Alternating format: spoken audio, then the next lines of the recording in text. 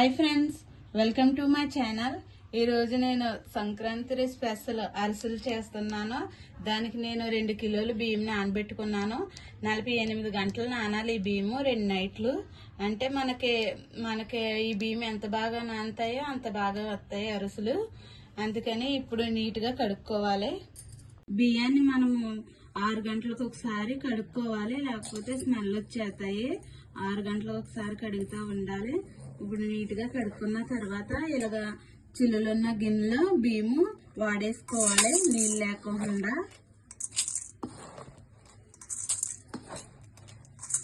ఇలాగ గిన్నెలో బియ్యం వాడేసుకోవాలి.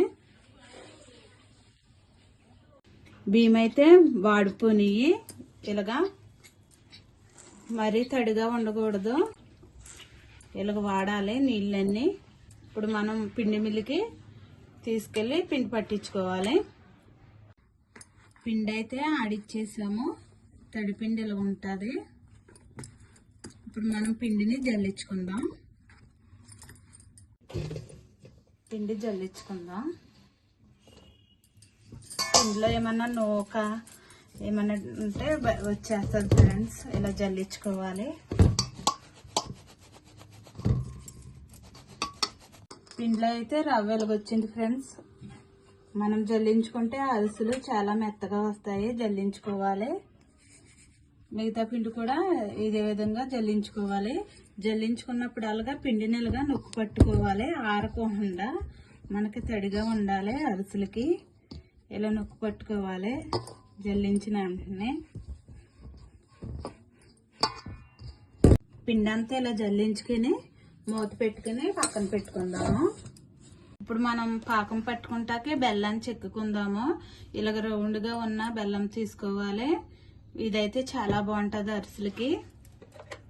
ఇప్పుడు మనం చెక్కుకుందాం.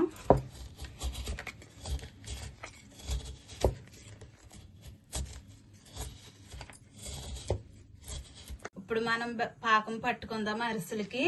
నేను 1.5 కేజీ బెల్లం తీసుకున్నాను 2 కేజీల పిండికి.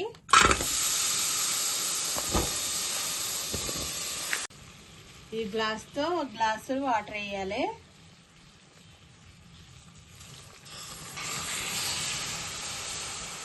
మనం బెల్లము కరిగించుకోవాలి.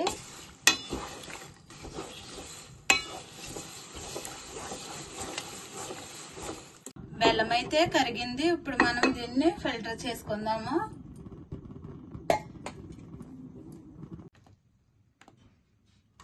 ఇలా వడకట్టాలి. బెల్లంలో ఉన్న డస్ట్ గట్ట ఇందులోకి పడుతుంది.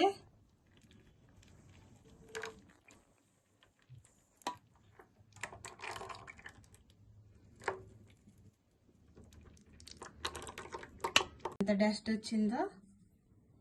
ఇప్పుడు మనం పాకం రెడీ చేసుకుందాం.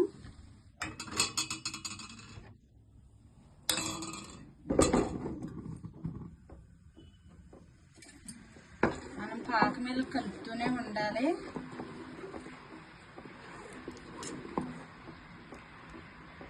మనం పాకం పట్టేటప్పుడు కొంచెం పెద్ద గిన్నె పెట్టుకోవాలి, ఎందుకంటే ఇలా ఉడికేటప్పుడు పాకం పొంగుతుంది కదా.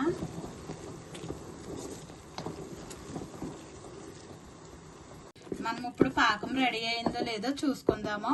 ఒక గిన్నె తీసుకుని అందులోకి వాటర్ తీసుకోవాలి, కొన్ని పాకం వేసుకుందాము.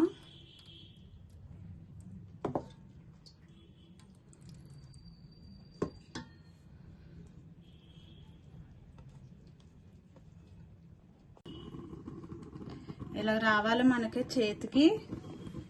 ఇలాగా కొంచెం మనం ఇలాగ చుట్టుకుంటూ రావాలి. కొంచెం మెత్తగానే ఉండాలి. ఇలాగా మరీ ముదర పాకం పట్టకూడదు. ఇలాగంటే కొంచెం మనకి చేతికి మెత్తగా తగలాలి. పాకం రెడీ అయిపోయింది.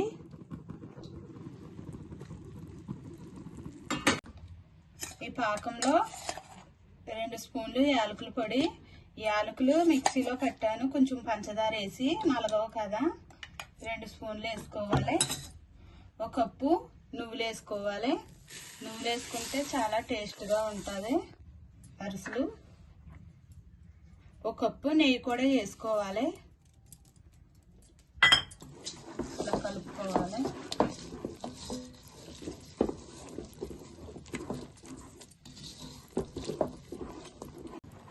ఇప్పుడు మనం పిండేసి కలుపుకోవాలి. ఈ పాకంలోను కొంచెం కొంచెం వేసుకోవాలి. ఇలా చెక్కగట్టి తీసుకోవాలి. కలుపుకుంటాకి ఈజీగా ఉంటుంది కదా. స్టీల్ గట్టి అయితే కుదరదు.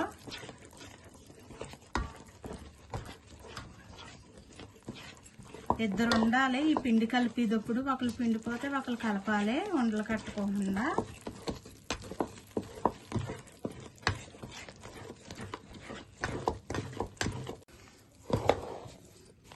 పిండి అయితే ఇదిగో ఈ విధంగా కలుపుకోవాలి.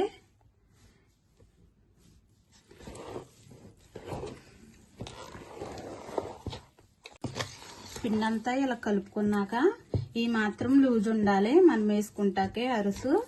ఇప్పుడు మనము తడి చేయి పెట్టకూడదు.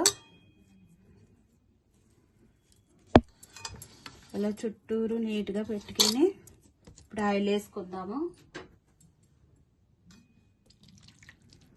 ఆయిల్ ఎక్కువగా ఉండాలి, పిండి ఆరిపోకూడదు.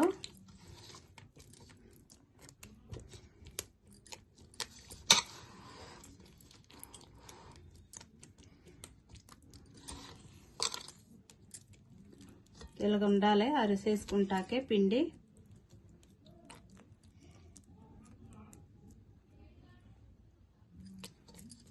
ఇప్పుడు మనం ఈ పిండి మీద మూత పెట్టుకుందాము. స్టవ్ వెలిగించుకొని ఆయిల్ అయితే పెట్టుకున్నాను. ఆయిల్ వేడవుతుంది. మనం ఇప్పుడు కొంచెం పిండి అయితే తీసుకుని ఆయిల్ పేపర్ తీసుకోవాలి. ఆయిల్ పేపర్ అయినా పర్లేదు, పాల ప్యాకెట్ అయినా పర్లేదు. మనం ఇలాగా చేసుకోవాలి అరుసు.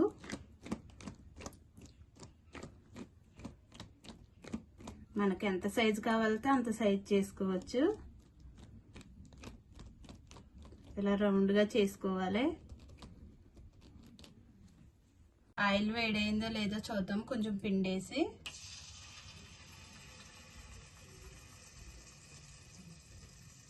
ఆయిల్ వేడయింది. ఇంకా మనం అరిసెలు వేసుకోవచ్చు.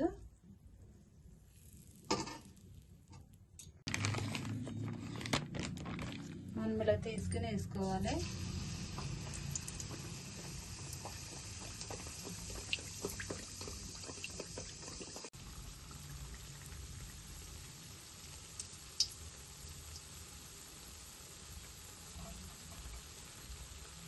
మనం ఇప్పుడు ఇలా తిప్పుకోవాలి స్లోగా. అరిసి చక్కగా పొంగింది, వేగిపోయింది. మనం తీసుకోవాలి. ఇలాగ 2 గెట్లు పెట్టి ఇలా నొక్కితే ఆయిల్ అంతా వచ్చేద్ది. మరి గట్టిగా నొక్కొద్దు, అక్కడల్లాగా అయిపోతాయి.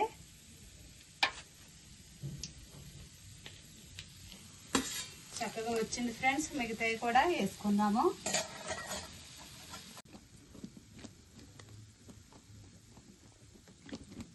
మిగిలిన పిండి కూడా ఇదే విధంగా మనం చేసుకుని నచ్చిన సైజులో మనం వేసుకోవాలి. ఈ విధంగా తిప్పుకోవాలి. ఇది కూడా వేగింది. మనం తీసుకుని ఇలాగా ఒక బాక్స్ పెట్టుకుని